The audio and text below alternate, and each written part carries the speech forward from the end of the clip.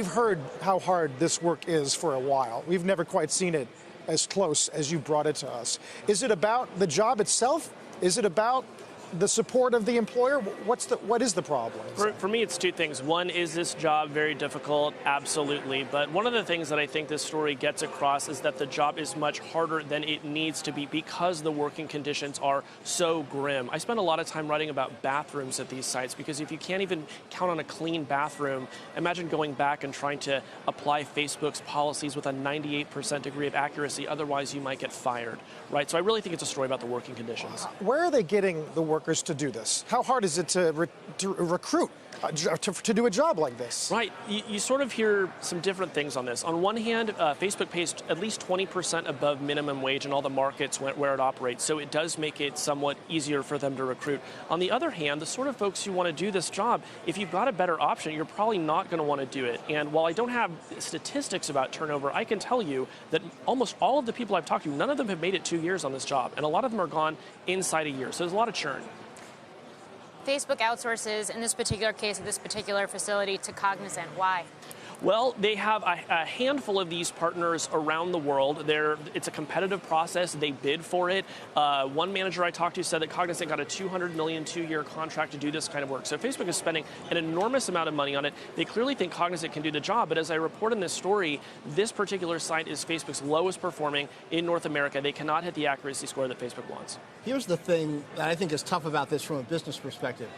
You got all these people saying you need more human content moderators. Look at all these problems you got. Well, here are the human content moderators, and there are questions about whether they can handle it. My question has to do with regulation. For physical labor, dangerous jobs, we have OSHA, right? Occupational Safety and Health Administration. Is there a regulator for mental health in this digital economy as there's more and more dangerous work?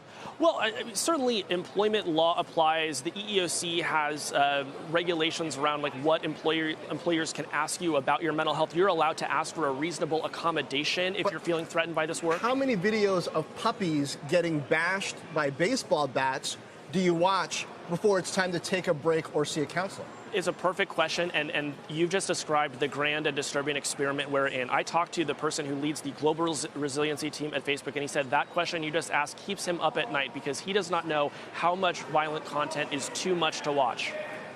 What's the likelihood that the company doubles down on getting algos to do this work instead, if this is just too much for a human being to take? They absolutely want to get there. They believe that eventually AI will be able to do it. But one of the things that I want to point out is when you've already decided that computers and math are going to do this job someday, you start treating the human beings doing it today a whole lot worse, right? These human beings are viewed as a speed bump on the way to an AI-powered future, and I think it's creating a lot of problems for the people doing these jobs.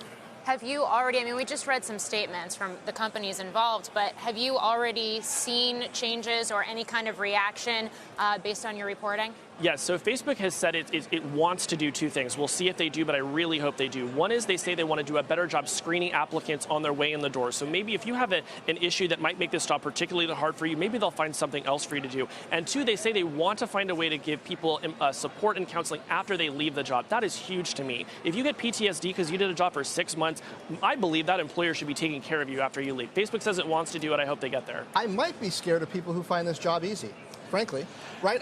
I'm not sure. Is there an academic underpinning for what happens to people when they see so many videos of child exploitation, of animal cruelty? You know, we're getting people immersed in this for hours and hours, and I wonder, how is their mental health after, even if they're not depressed going in?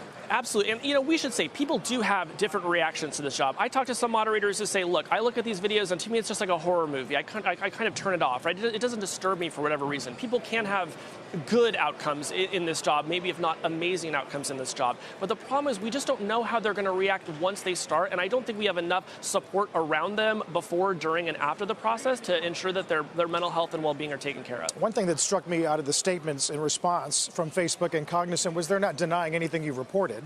And are they, I mean, breaking an NDA, is there, how much is wrapped into that, for example? Yeah, well, look, I have so much admiration for the people who spoke out today who did break these NDAs. They want people to hear their stories, and, you know, gosh, I hope that Facebook or Cognizant don't want to take any action about them. I think these people have a right to tell their story and talk about their working conditions. Did you walk away with things that you would recommend? Not that you're a work safety official, but you must have had some ideas of here's how this job might be made a little bit easier. Absolutely. I mean, some of it is so basic, right? Clean the bathrooms, stop these like fights from breaking out at the office, create an environment where there aren't, 2 sexual harassment complaints before the EEOC. But the main things, and Facebook says they are working on them, for me, it's pay these people more, screen them better on their way in, and take care of them after they leave. If Facebook could do that, I really do think they would raise standards across the industry.